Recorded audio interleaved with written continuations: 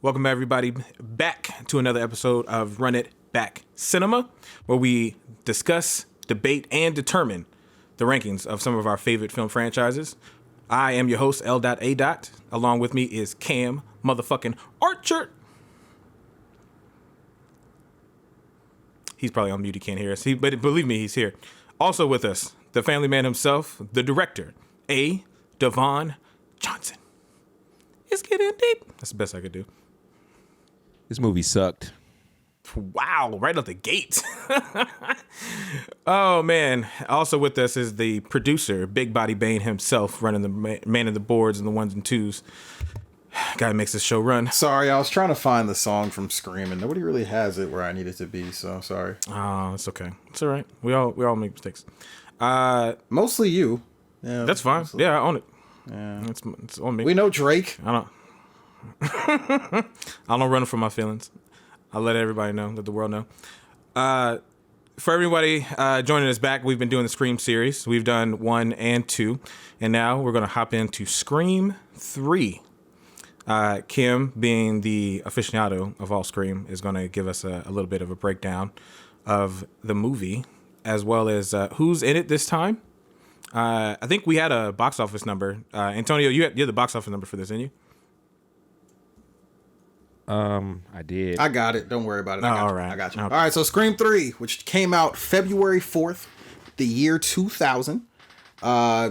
Came out with a bunch of acclaim. Obviously, there were multiple websites. One of the first actual websites for a movie that kind of led you in a completely different direction, led you to Sunrise Studios, all that cool stuff, and gave you Stab 3 information, which was kind of cool. The movie had the biggest budget of the Scream movies at the time, had a $40 million budget, and it did go on to make $161.8 million domestically. Probably all reshoots. The cast of this one has, your core comes back, Neve Campbell, Courteney Cox, David Arquette. This time also has a lot more notable names. Parker Posey, my girl, shout out to you. Mm-hmm. Patrick Dempsey, who was going to eventually go on to become one of the biggest television actors ever. McDreamy. Liev Schreiber came back. Yep, McDreamy. Jenny McCarthy, Carrie Fisher as a cameo. Scott Foley is in this movie. Patrick Warburton, who of course is most known for our generation for being the voice of Joe on Surprised the hell out of me. Did not see that coming. Yeah. You get a cameo from Jamie Kennedy. You have Dion Richmond, which is one of the more famous black actors from the late 90s. It was also in Not Another Teen Movie, which was awesome. Yeah, I remember being the bongo guy. Yeah, that is whack. So that's really the core cast of this film. This film takes place maybe a few years. They don't really specify how much time has really surpassed, since the second one. Yeah. Sydney's off in the wilderness on her own, kind of in her own little lockdown. They don't really tell you as to why. You just kind of gotta assume basis must be based off of the last film, even though there are reasons that got cut. We'll get to those later. And at the beginning of this film, Cotton Weary, aka Mr. 100% Cotton himself. What a great fucking name for a show. Great show name. Great fucking show name. He is eventually stalked and killed by Ghostface, who is attempting to get the whereabouts of Sidney Prescott. His girlfriend is killed and he is killed. And this comes on the heels of him doing his first shooting for the film Stab 3, which is kind of following its own story. It's kind of capitalizing off the Stab franchise, going in its own direction. So it kind of puts the film in flux, and that's kind of where this movie kicks in. It's all in Los Angeles. All the main cast comes in. Dewey's already there as a consultant who was really in Woodsboro and learned all this. You have the people who are playing cast members of the Scream franchise involved in this. You have Sidney eventually coming back once Ghostface realizes where she is out in the wilderness. And it's them trying to really put the final bow on why Sidney is constantly haunted by what happened to her mother and everything, and why people keep trying to kill her. And this is supposed to put a bow on that story as a trilogy. This was originally obviously dreamed up by Kevin Williamson. He always envisioned it as a trilogy. He had the idea for how the third one should go. There were scheduling conflicts between himself and Neve Campbell that they couldn't both be around at the same time. So he said, look, I'll bow out so that you guys can have Neve because I'm busy with Dawson's Creek. She's busy with Party of Five and Drowning Mona. I like that movie. It's bad, but whatever. And they bring in a guy named Aaron Kruger, no pun intended, to write the script, and it doesn't quite work out that great. He only had like 6 weeks to write it. The woman who rewrote it actually has some pretty big credits to her belt. She actually wrote Shutter Island. She was the one who helped with rewrites. She actually has Shutter Island to her credit. She wrote that. So shout out to her. But yeah, the film isn't good, and we're going to get into why. But yeah, that's a synopsis of the film. Yeah. I'll say as somebody who's seen the movie for the first time, this movie has always had an element of ridiculousness. This franchise, right? Speak for yourself. It's had some levels of ridiculous of each movie, right? Because they're kind of lampooning some of the things that we see in horror movies and tropes and stuff like that, and they play on those, and that's what kind of makes the franchise what it is. This movie, though, turns that fucking dial to goddamn 11 and does not go back down ever. And it starts at the very beginning where we're introduced to Cotton Weary in the car. He's in traffic, LA traffic, and he gets a phone call from somebody who he believes is a woman who called the wrong number. What's so cool about this, though, is he was on the phone with the agent on the car phone. Then he had his own fucking cell phone in the fucking thing. It was like just big balling, 100% cotton. Well, when you 100% cotton, you got it like that. What you expect? Yeah. So he's talking to who he believes is a fan, right? And then the woman's voice changes into like a distorted Ghostface voice, and be like, "I'm with your fucking girlfriend or wife or whatever, fiance, whatever she was." Girlfriend. It was the girlfriend. Yeah. Yeah. He gets there. Before he gets there, though, Ghostface is chasing her around, right? And the girlfriend believes it's Cotton Weary, and he solidifies that by using the voice changer to be Cotton Weary. So this is where we're kind of introduced to this fucking government level technology, where he's able to just sound like anyone he wants. He's got stored voices. Like they didn't have. This is like Mission Impossible level tech. This is IMF shit. It's insane, and this is the beginning of that fucking rise to insanity. We just now getting tech where we can copy people's voices, and my man had this 20 years ago. I just want you to know pitch perfect. I just want you to know he had two cell phones. He had one in the car. I got two phones. One for the kill and one for the job. This motherfucker's got a full voice. They're not pre-recorded, right? These aren't pre-recorded things that this guy has said before that he's smashing into sentences. He's just clicking on the voice changer, which has been a staple of the series since the beginning of the voice changer, and it's been elevated to this fucking alien technology that no one has ever. He could have just sold that and made billions of dollars. Trying to figure out where the fuck Neve's at. But yeah, so we're introduced to that. I will say, as far as intro wise into the Scream, great, right? Coming down with the Scream logo, fantastic, and that's the best comment that I can give for the movie overall. Because when we get introduced to Neve, right, and she's off in the wilderness someplace, she's got a dog, right? The dog is a goddamn golden retriever. It looks like the fucking dog from Homeward Bound, right? Who the fuck is he protecting? No one, right? So then she walks up to the gate. The gate is at her waist. She opens the gate, closes it, puts like a fucking code on it. Why? You can easily hop over this fucking gate. Anyone can get past this fucking gate. What was the purpose of her coding and locking the goddamn gate? I remember seeing that. I was just like, what? Is she scared? Is she really trying to protect herself? Because nothing is happening that shows me otherwise. She's also taking, was it like suicide or trauma calls from women randomly? Yeah, she's like at home, works at home. Yeah. She works for a trauma center. She works at like a hotline. Yeah. So, because she can, I guess, relate because she's been through trauma, so she can talk other people through it, right? They also introduced a really weird like parent storyline where we pull back to the mom again. I thought that was a really weird turn. I didn't quite understand why they did that because they set up this kind of thing where like we don't really know if the guy who's behind it is setting up like these ghostly encounters that is messing with her, or if it's her head that's messing with her. They don't really clarify it because there's a sequence where it seems like she's like having a dream or a nightmare or something like that. But then later on, the guy has the mom's voice and is like under the blanket when they're chasing her through the set. But yeah, they use different plot points that for me, they're funny to watch, but overall, like I can imagine like in the year 2000, watch this movie and not being happy if I was like a Scream fan. Antonio, what were you thinking of the movie as you were watching? Because I know you don't like this one.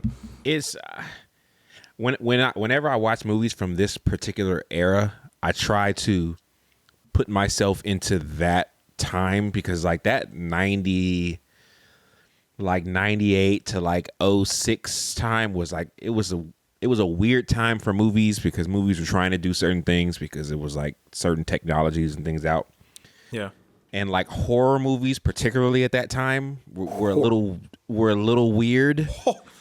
So I was trying not to look at it from a 2023 eye. Like I'm trying to, because I didn't watch that when it came out. So like I didn't watch it until I was like far grown up the first time I watched 3. Like I've only watched it twice in my life. This was the second time watching it. Yeah. It tried to do things I think I could tell, but it didn't work.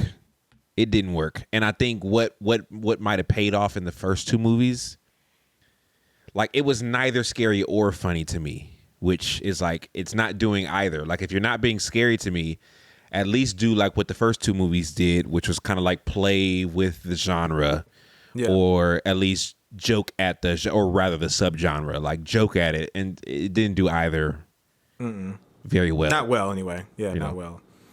Cam, as somebody who is in love with these films, how do you view Scream 3 in your eyes as a fan? It's a bad movie. Now I get it. There was a lot with the production of this film.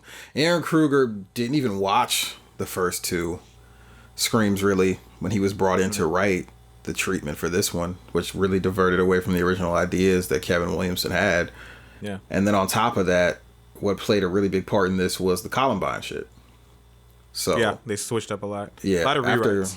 After Columbine happened, they rewrote a bunch of shit to make it funnier, take out some of like a lot of the violence, stuff like that, move things around after the Columbine shit happened. So this movie did kind of get dealt a bad hand, especially with the Kevin Williamson not being able to be on to write it, I feel like. But yeah, it's all of those things kind of just made it a toxic situation for Scream 3, and then because of that, it doesn't work very well at all. What is funny too, you can tell in the writing that everything has been reset, because you have people like David Arquette's character and Courteney Cox coming back to reprise their roles, and they've completely restarted again. Like they broke up again insane. because they break up again after the last movie, and just for presumably the same reasons as the first movie, that she's a journalistic greedy woman, and he's like a humble good doer. And it's just, I was like, really? I thought they resolved this in the last movie. Why are they back to this exact same mission? Why do we have to continue to watch them in love again? I hope for 4, I hope that's not the case. I truly hope we come to an end to that. I'll spoil that for you. That is not the case for 4. Okay. So do you want me to give you the facts that I have about this movie now, or after we talk about the whole movie? Let's get into the movie a little bit more, then we'll drop a couple of facts. Now, somebody who presently did not watch any of the Scream movies and now has caught up, Big Body Bane, saw this movie. So I'm curious, for somebody like himself who's not into these type of movies, what did you think about it? I was surprised that I like this series at all. This is not a genre of film that I typically get into. So when I saw the first 2, I was like really pleasantly surprised by how much I was intrigued by like the meta commentary on film and how they're like redoing these slasher things. And as someone who doesn't get all the references, watching it was really cool to kind of like piece together what I did catch versus what I missed, right? Yeah. This one felt the most Scooby-Doo. That was like the best way I could explain it. This was the most Scooby-Doo-ass kind of plot that I saw. The voice changer thing made me laugh very hard. Yeah. Ultimately, comes into play a lot. It was the easiest of the 3 to watch without feeling like I was going to have any kind of like fright or scare or anything coming down the way. Because a lot of it did seem pretty like telegraphed. I think the only moment that really caught me off guard was near the end during when everybody gets tied up, right? Yeah. There's like one moment where somebody jumps out of the basement that I wasn't expecting. Yeah. So let's talk about some of the ways some of these sequences occur, because this has got to be our most super villainy as far as like he's everywhere all the time. He can take unlimited damage, right? Which is explained in the cameo that Cam brings up from Jamie Kennedy. So you think they end up back on the lot where Stab 3 is being filmed, and you meet all these sort of pseudo copies of all the characters that we know already or have known before, right? Parker Posey playing the Courteney Cox role, I thought did the best out of everyone who was like copying other people. Parker Posey is delightful. Yeah, I love Parker Posey. She was fantastic. She was one of the best parts about the movie overall. I thought they didn't really treat the mystery of like the whodunit, because usually the whodunit was always interesting or intriguing, at least because it was multiple people, usually multiple people behind the mask. This was one of the first cases that it deviated from that, which made it odd because he always seemed to be present at just the right times. no matter where he was supposed to be, like on set or finding them at people's houses and stuff like that. He always seemed to curate people to be exactly where they needed to be, and part of that is the MacGuffin of the damn voice changer, which is insane. So all the voices he was able to use, he was able to be the producer, was it either the producer or the director? He was able to be one of the actors. He was able to be Sidney at one point in time on the phone. So yeah, there's these things, these sequences that take place that don't make any sense at all. By the Scooby-Doo of it, when we're in the house, where Courteney Cox and Dave Arquette's character are like chasing the villain basically around, and then sometimes he's chasing them, right? And then there's the moment where there's the secret entrance behind the door where Parker Posey's at. She can't get out. And Dave Arquette is seeing the glass, and he just starts shooting each one individually instead of the one that's fucking shaking. That's being banged on. Well, she keeps going back and she keeps going up and down them, but yeah, just listen for the last bang and then hit that one. Yeah, that was dumb. Yeah. They try to lay up the fact that almost way too heavy-handedly that the police officer, Patrick Dempsey's character, is the killer. Like way too hard. And I can't imagine that somebody who's like fans of the series seeing that and then believing what they're being given, because they try to make this kind of like he's so in love with her. Like there's a scene where they made it seem like he's obsessed with her for sure. Obsessed with her. There's a scene where the police officer is saying that we need to talk. We need Sidney. I need to talk to Sidney. And they're like, well, you spoke to what's like her parents, like you spoke to her dad already. He was like, no, I want to talk to Sidney. And it was like, but why? Like we don't need her for this. And it didn't make sense. It didn't make sense at all. But yeah, so Antonio, for you when you were watching, was the setup of like who is the person behind the mask, did that become interesting at all, or did you kind of figure it out like right away? It was the least interesting of the three so far. Did you know who it was? Yeah. You guessed who it was right away? Yeah. What'd you think of them trying to like shoehorn in like people behind the desk, like producers and stuff like that, being like gropey, grabby, rapey type people? Because keep in mind, this was a Miramax film, right? Yeah. And the people behind this was the Weinsteins. So I didn't know if that was like a subtle dig at them or what. But I definitely caught that. You know what? I didn't even think about that. I'll be honest. Yeah, I definitely caught that, and I was like, "Ooh, I wonder." But it would be interesting to know if it was that. If it was just a funny little side. I'm trying to tell you. I'm trying to tell you guys something that's happening without telling you what's happening. You know? Yeah. Funny little side note here, guys. Aaron Kruger is a co-writer on Top Gun Maverick. Shut up. Nice. Wow. That's good for him. Oh, that's funny. It's crazy. It's crazy how people can continue to do terrible things until they land on something good. All upward. It's insane. It's really insane. Good for us, though. You know what I mean? It just means we can just keep going. Cam, for you, because I know when you're watching movies, especially when there's a mystery, you're pretty good at deducing what's going to happen. When you're watching it, did you kind of figure it out right away too, or were you just more annoyed at the fact of how they were using the killer role in this one versus like having the two killers? Well, not knowing what I knew about the behind the scenes prior, I felt like it was annoying. I felt like the final reveal wasn't rewarding. Yeah. It didn't really add up. And then knowing what it was supposed to be, and both iterations that it was supposed to be would have made more sense and been more impactful. Yeah. So, yeah, I really felt like they kind of dropped the ball all the way around on this. Yeah. So they ultimately go with this backstory of Sidney's mom. Well, yeah, went to Hollywood.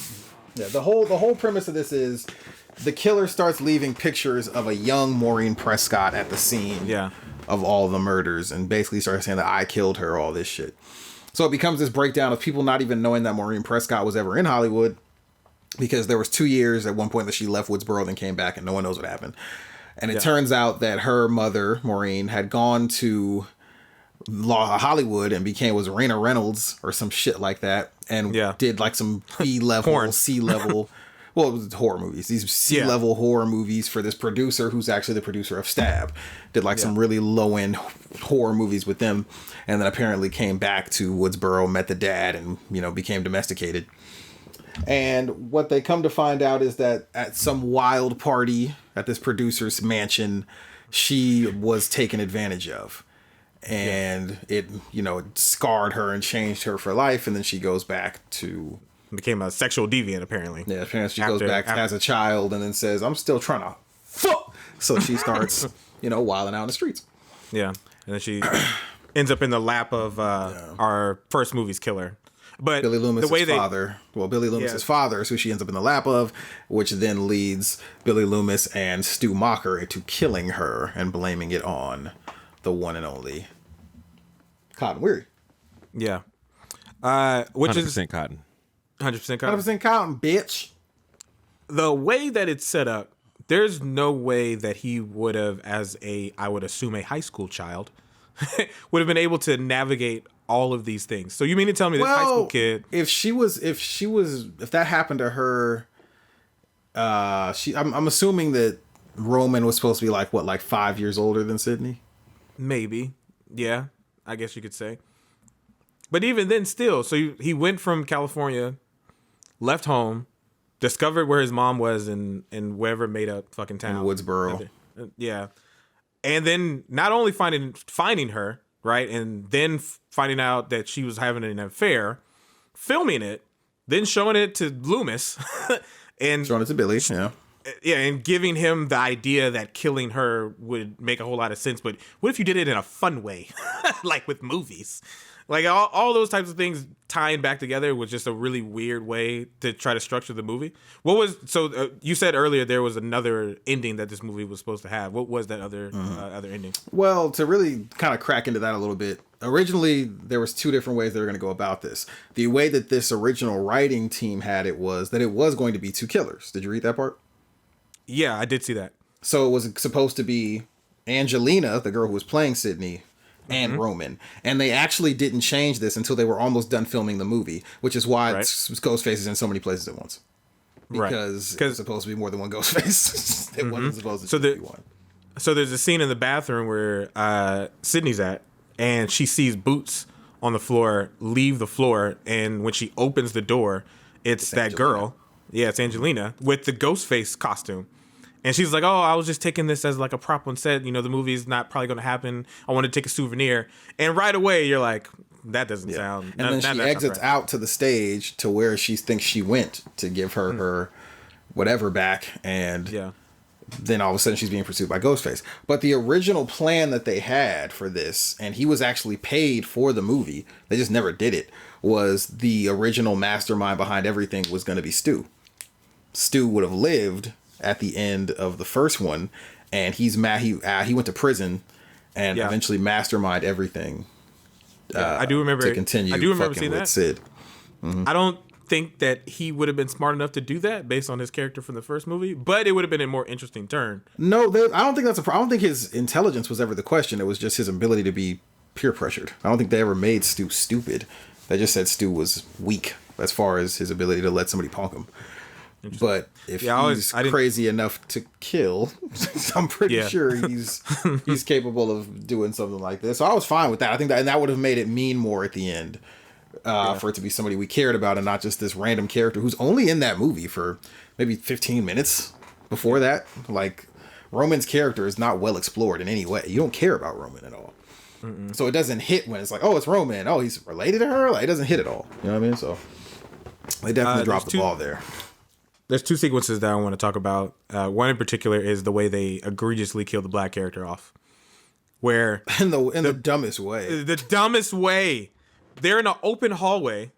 They're having a conversation. And I guess just the black dude has no peripheral or vision or sound. It's in the bedroom. It's in the bedroom. No, I mean when they first run up on him. No, that was David Arquette that got hit, right? Maybe I'm it happens. Misremembering. Like, they go into the bedroom and he comes out. Like, the black dude comes out and says, "I don't know where that girl went."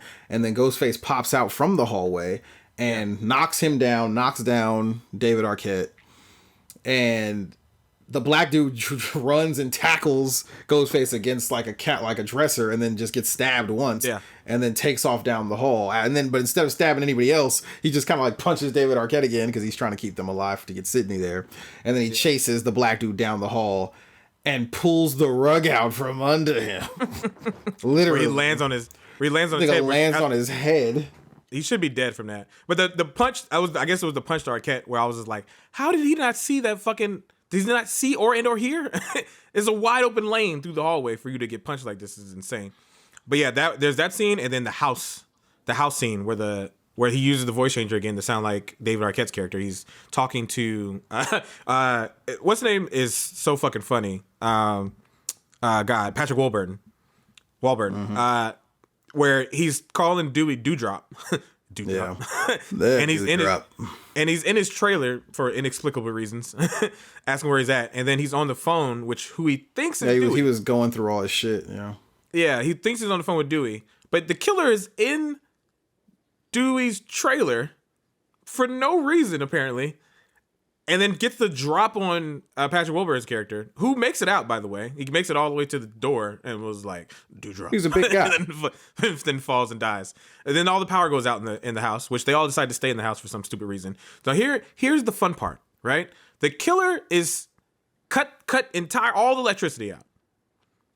The fax goes off and is bringing up scenes from the movie. But my nigga, there's no power.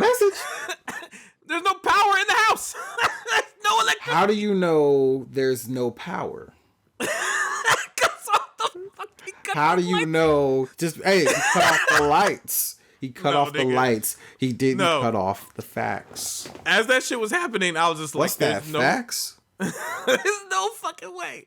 But that's not even the most egregious part. They tell he's like, "We should run. We should all get out of the house. Let's just get out of the house and run." And the guy's like, I gotta know the last thing. So he runs back into the house. And he's like, "I can't see." After they were just reading all in the fucking dark, I can't see. And he's like, "The person who makes it alive." He has a lighter. He lights the shit. And he was like, "The person who smells the gas."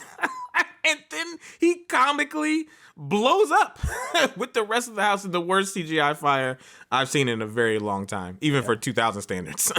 Man, that was a dark period in special effects. Oh man, but shit, Matrix that came out the year before? Outlier. Did Matrix come out? You know what I mean? But no, I'm just saying. They had this the bold budget. What did they spend it on?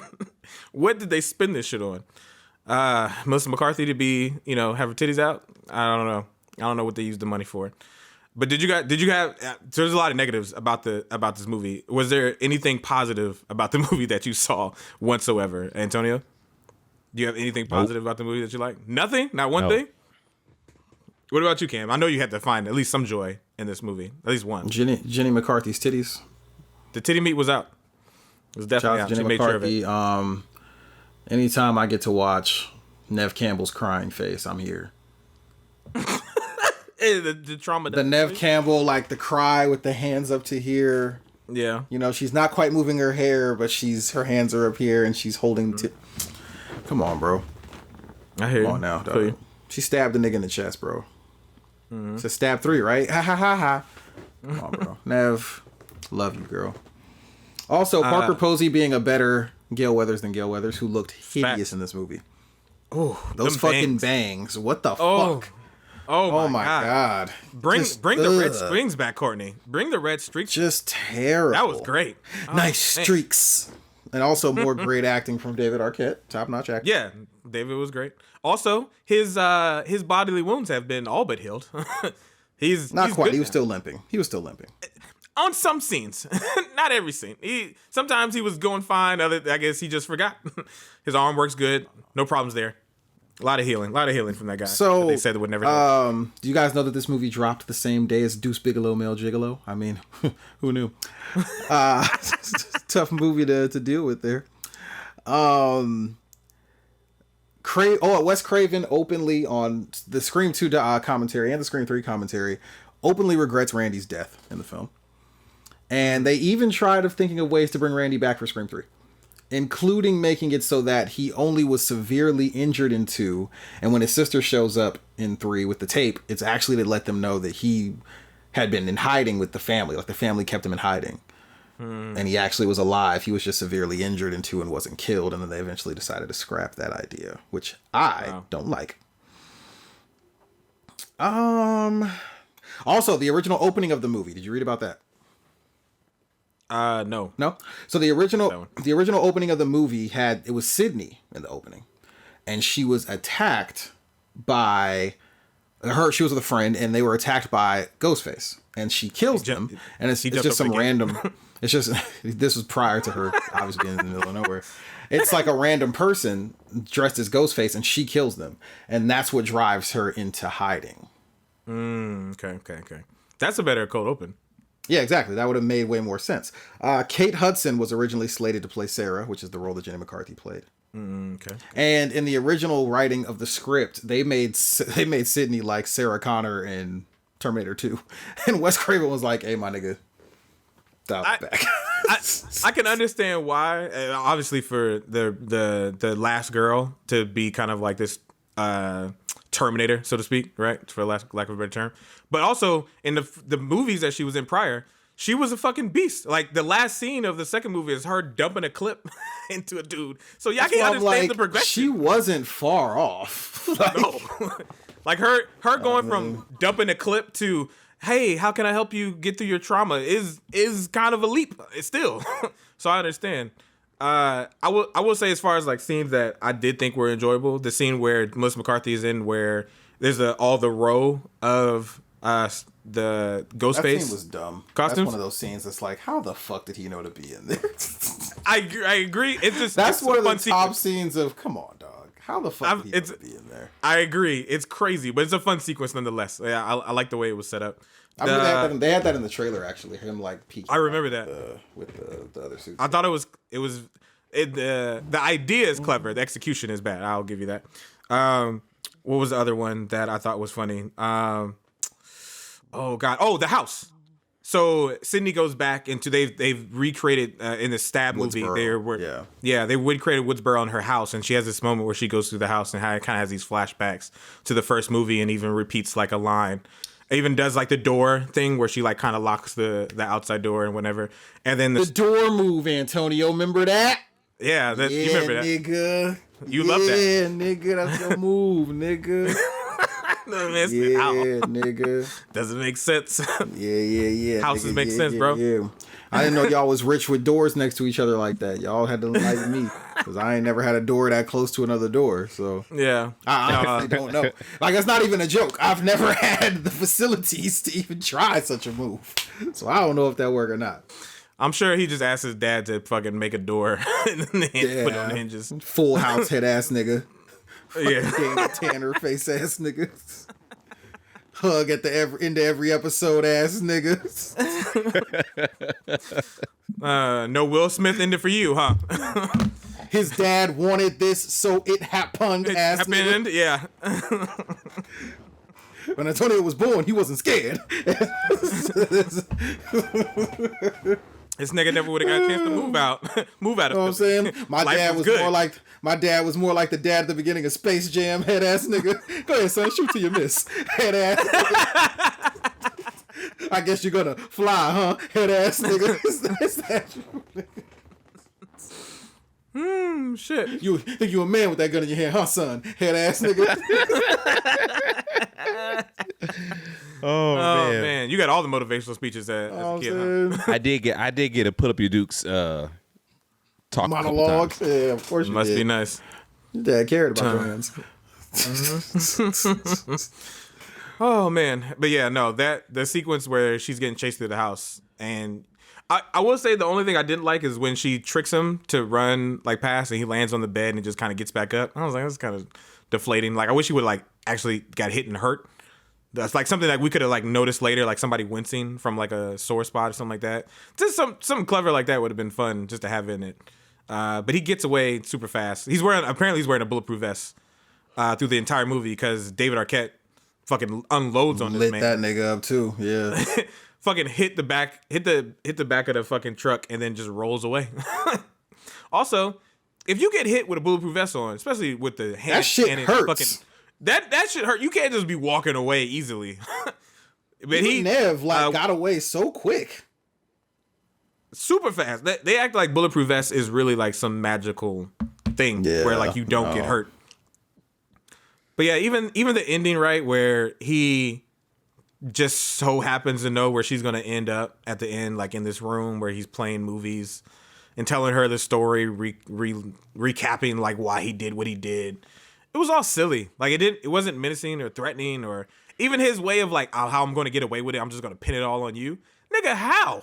She didn't show up for half the movie. What were you gonna say? How? She's literally on the phone talking to people during the time that you're making the murders. What are you talking about? How are you gonna connect this to Cotton Weary and Girlfriend and all these other murders? Like none of that makes sense. None of that makes sense at all. So like even his way of how he was gonna end it was crazy. I will say they gave Neve a kind of good way to like kill him at the end. It's not the best. But for what we had, it was the best that Neve's gonna get. And they still kind of gave her this kind of like fighter mentality at the end. She should be a fighter. Yeah, ultimately. I mean, her pops ain't fighting nobody. That nigga is useless. Yeah. It's very. Why was he there? You should come back. Can't help with nothing. Hey, come home. I'll protect you from what, nigga? Yeah, you didn't do that the first right time. now. You getting attacked right now. Oh man. My notes that I had, I didn't have many because I just stopped writing notes like midway through. So this is dumb. My first note, obviously, 100% Cotton. Great show title. Amazing, flawless. Just amazing. Top notch. Yeah. Best thing about the movie. Shout out to Cotton for not giving up Sidney's whereabouts. Yeah, he turned out to be a good guy after all. That was my next note. And before I continue, he's 100% Cotton. He's 100% Cotton. And He's a sick nigga, but a good guy. Before I get to my next note, we 100% need to go to our commercial break.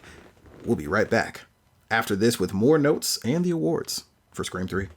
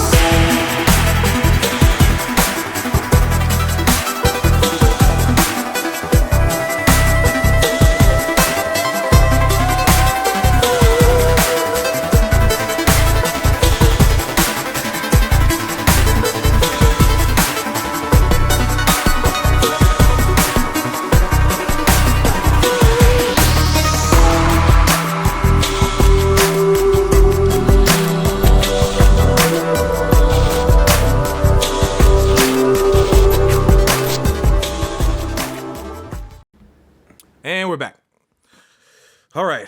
So, Cam, you have a few more little tidbits, little factoids that we can get through before we get to the awards. Well, not really factoids, just my thoughts. You know what I'm saying?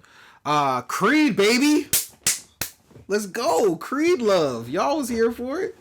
Up in Cotton's house. He turned up the Creed on her. She didn't know what was going on. She didn't know what to get ready for. Man, What If by Creed. I remember the music video for What If. I was so hyped. I thought Scream 3 was going to be great. And man, was I wrong. This is right up there with The Kiss from a Rose with me being hyped for Batman Forever. And then just, the song's the best thing about it. Yeah. What if I... Yeah, great song. Let's be real. Liev Schreiber being beat up by Ghostface. Come on, guys. Come on. It's weird. 1-800, come on. That nigga is 6'4". That nigga is piecing Ghostface up. He's Sabretooth. That is Sabretooth himself, yeah. Right. Oh, yeah. God. No. Getting mixed. The Shit, Jane wax that Silent nigga. Bob, the Jane Silent Bob cameo, I wouldn't understand for 2 more years. I watched that movie when first I went, who the fuck are these guys? Why are they getting lines? I didn't Yeah. know nothing about Jane Silent Bob. I hadn't even watched Clerks yet at that time, so it was completely new to me. All that was new to me. Yeah, it was an odd cameo. I was like, what? What? Yeah. And then I watched like an explainer video. I'd be like, oh, okay. Yeah, They're they weird, got some but ties with that. yeah. Let's see here. Stop, dude. Why are you? I can't stand the back-to-back texting. Stop fucking doing that, Jazz. Fight you. Just say what you want to say in a text. Her mom is wild creepy in the face. I wrote that down. I was like, damn, why are they? She odd looking in the face, all dead and shit. Ghostface. Someone. Shout out to the obvious Jenny McCarthy body double when she gets put through the glass. The wig was horrible. Oh yeah. It was so Yeah, obvious. Yeah. They had to get the titty Gail right. is an insufferable character that doesn't get stabbed enough. That is my exact note. Please just kill Gail. She's just such a terrible. I just can't stand Gail Weathers. And they didn't just stop with the Creed song in this movie. I don't know if you noticed when they go into the remade room of Sidney, they decided to just put a nice Creed poster right in the front so you can see it. I did. Front and center I of the did. room. I was like, were they the soundtrack of this film? Because like, why? They had like 2 or 3 songs on the soundtrack, yeah. Oh, but they were the lead single off the soundtrack, which was What If. So, and the whole music video. With That arms was the last. wide open. With arms wide open. That's the only song I know by them. Nigga, you know What If? That is a great song. And that's not true. You also know Can You Take Me Oh Higher? yeah, okay, I do know that song. That's a But I only just like the other song. I only know the hook. I only know the hook. nigga, I don't know. who knows the words to Creed I don't know any. songs? I don't know any lyric wait. past the hook. I take that back. I know What If by heart, but there's reasons for that. It's from Scream. Of course I know What If by heart. What That if should you have been your did? answer for the. What if you lied? Okay. What if I avenged? What if eye for an eye, my nigga? You know what I'm saying? Like, they was spitting.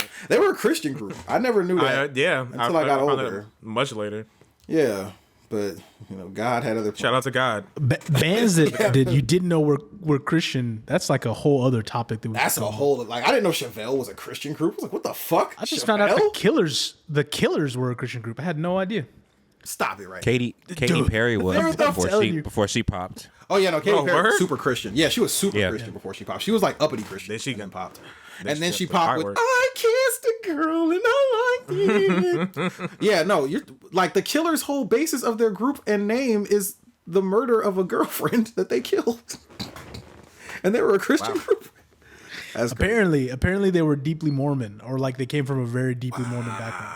And if you go and you listen to like the lyrics, you'll start to piece it together. Like there's a lot of references to Jesus and stuff in a lot of the songs. Oh, absolutely. Yeah. Well, Forgiveness. and of course, Switchfoot was the most like slightly overt. And System of a Down. What? Yeah, System of a Down. They're from Armenia, and they're like highly Christian. They're super Christian. Get out of here. Wow. They may fuck would've the known. system.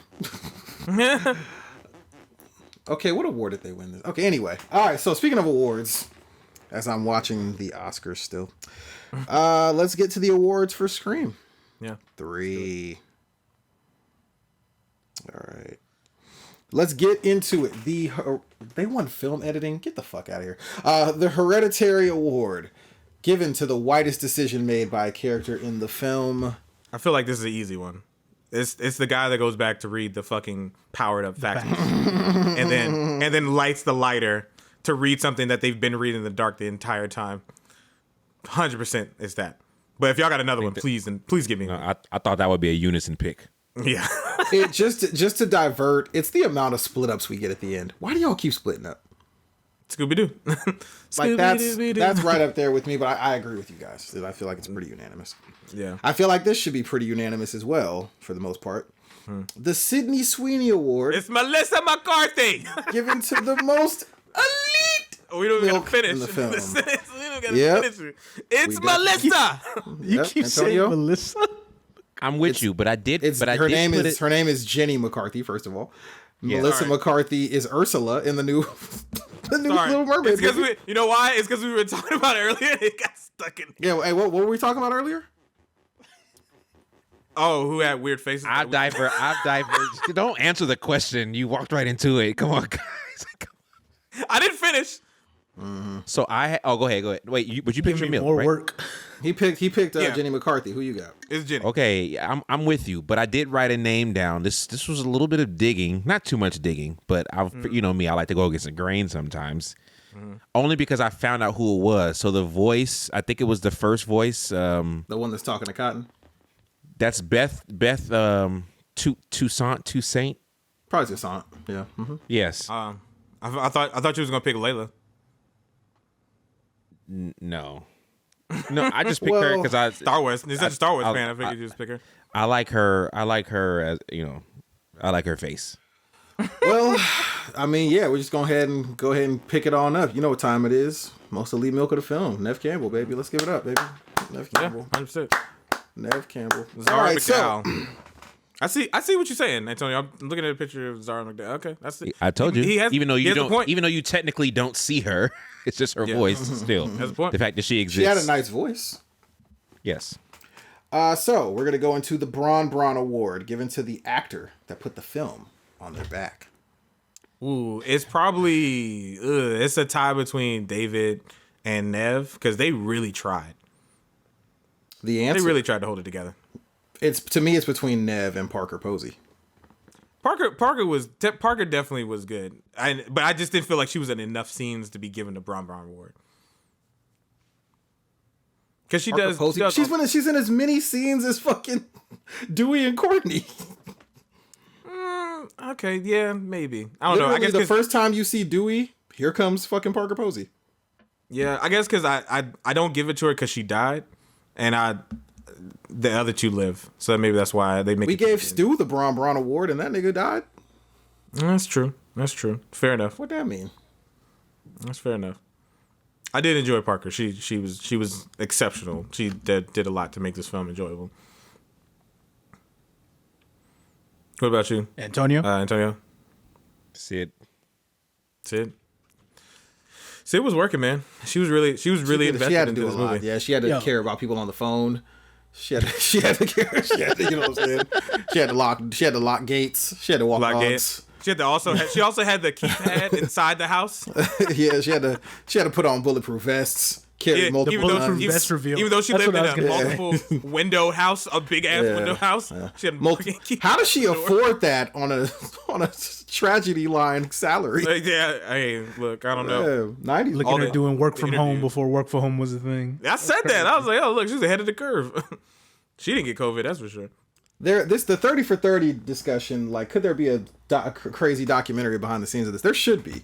I need a real documentary about this. There's no real like full on doc that I've saw. I tried. Me and Kim have this obsession now to find like these behind. What is the ever Leversaw? Is that his name? Yeah, I remember you talking about Saul Bro, Eversol or Saul whatever. Yeah.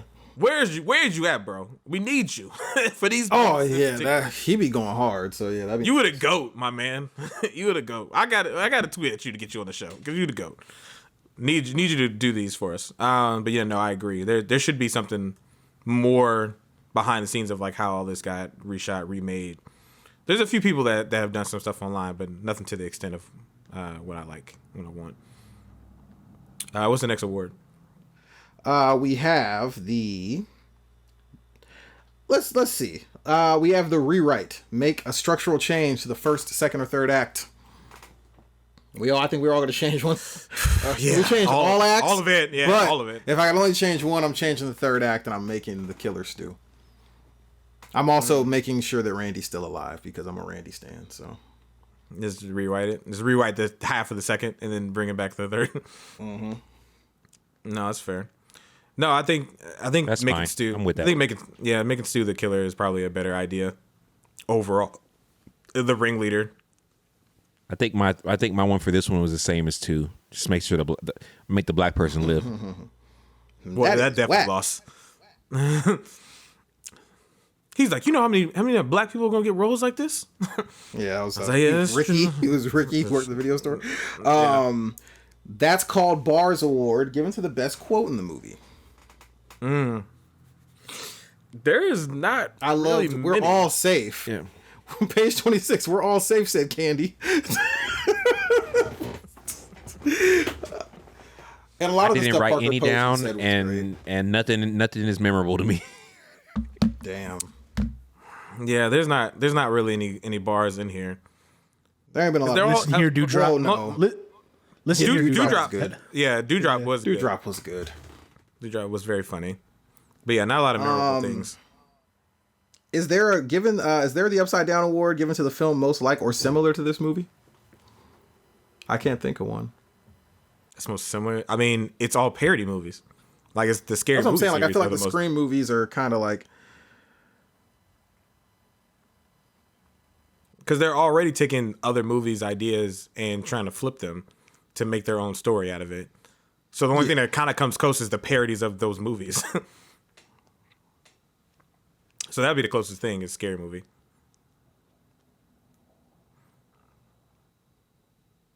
What's next? What's on next on the docket? So after that one, we'll go ahead and get into the Daniel Caesar. Oh, I'm sorry. No, I got to give this award out because, hello. Damn, son, where'd you find this? Best song in the movie. What If by Creed, baby. Y'all know what time it is, big dog. I mean, by default, yeah, sure. Yeah, 1 and 2 didn't even have one, so we got Hey, Creed, nigga. Pay homage. Do any of the characters eventually get their own kind of score? Kind of like the way, because I realize Ghostface doesn't No, really there's have a just score. one real song that they play in every movie, and I can't fucking farm it. It makes me mad. But they play it in Is every it odd? movie. Is it odd that they don't have like a because like? Well, there is technically Michael Myers has a technically score. there's a theme for Ghostface. I just don't think it's the greatest, but you know it when you hear it. You want to play it? Yeah, It's the most I I've don't listened remember. for. I don't. That's when I remember realized hearing I it, like, at all. noticed it. Get to the part you wouldn't know. It's just very like ominous. It's that really ominous music that you always hear when it's about like Ghostface shit. Like it's not like a super like known song, but that's like the theme for Ghostface. You know it when They you hear should. it. They should have called Ludwig. You know what I'm saying? Get in there, get in the booth. Make some shit happen. 2000 when he was in high school. Like Hey, you gotta start Could have somewhere. killed it. Could have killed it. Gotta cut the Yeah. teeth somewhere. You know what I mean? yeah, he was cutting it in algebra. And of course we have the Daniel Caesar Award given to the best part of the movie. The best part of the movie? It's probably it's the worst part and the best. Well, for me, it's the house scene. Her running through the house with Ghostface and remembering the backstory and stuff like that. I thought that was the best scene of the movie. Kind of plays on About when he nostalgia. flies out the door and falls 2 stories into the bed. Yes, yeah, because it's reminiscent of like the original. And that's the closest thing it got to like, oh yeah, Scream. This is a Scream movie. But other than that, everything else was kind of shitty. Wasn't too good options to pick from. The fire blowing up the house scene is the funniest to watch. Like if you want to be like, hey, look at this funny clip, that's where that lands. But it doesn't earn an award for like Daniel Caesar Award for sure. Yeah, this is rough. I don't have one. Damn. What about the Yes. first killer Damn. with Cotton? Yeah, I feel like the Cotton Weary scene might be the best part. It's got the opening that's good, not the fight. Oh well, yeah, Like it had- it's just the way it's orchestrated and him having to speed Yeah. through LA traffic to get to his girl and Also- his girl whooping his also, ass why- with the fucking club. Why is she so fucking wet?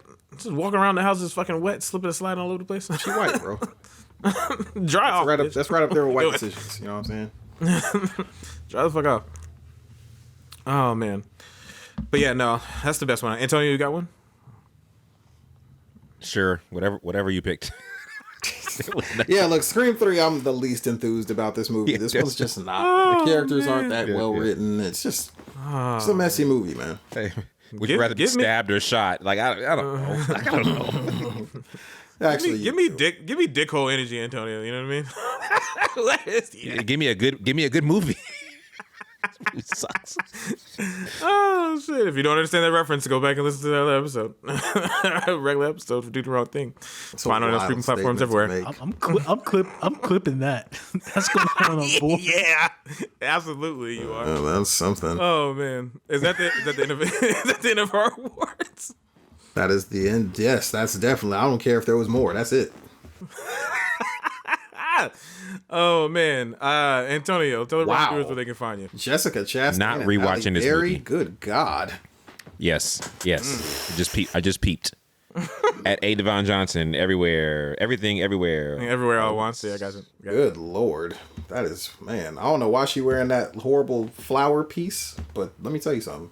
Everything else, whew, quality. Cam, tell the where they can find you. Oh, I'm sorry. You can find me at Cam Archer on all social media platforms. Just shaking my head to scream for you. You know what I mean? Just damn. It's tough. It's tough out here, but we're gonna get into better things. The next episode, we're gonna try to cover 4 and 5 for you, so we can get to 6, which, as of this recording, is in theaters right now. So by the time we get to it, you guys should have seen it. It's gonna be full spoilers. There want no fucking people telling us we didn't know. By the time we put it out, you should have saw it by then. You can find me at L.A._GFC on Instagram and LA_GFC on Twitter. More importantly, please follow us on the pod, DTWT Pod on Instagram and on Twitter. You can also keep up with our producer, JOZH_Martinez on Instagram. And you can also find him keeping everything together for us on Twitter under the same handle. You can catch us on YouTube where we upload this whenever a Big Body Bane can. We putting him through it, but he be getting it done for us. Appreciate him. On youtube.com/DTW. Oh, no, I think we have it as Do the Wrong Thing, right? I might have been messing up. Yeah. Correct me if I'm wrong. I'm sorry, Antonio. Did you get my text? Yeah. All right, bet. Just making sure.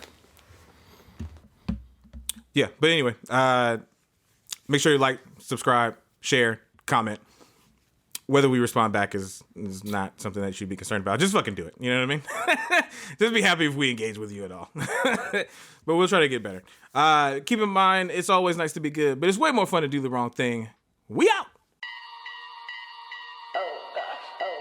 No way, try and keep it posse. I might go back to the old days. Name on a body, I don't leave them with a cold case. Shit getting spooky in this bitch, I feel like Ghostface. Whip black.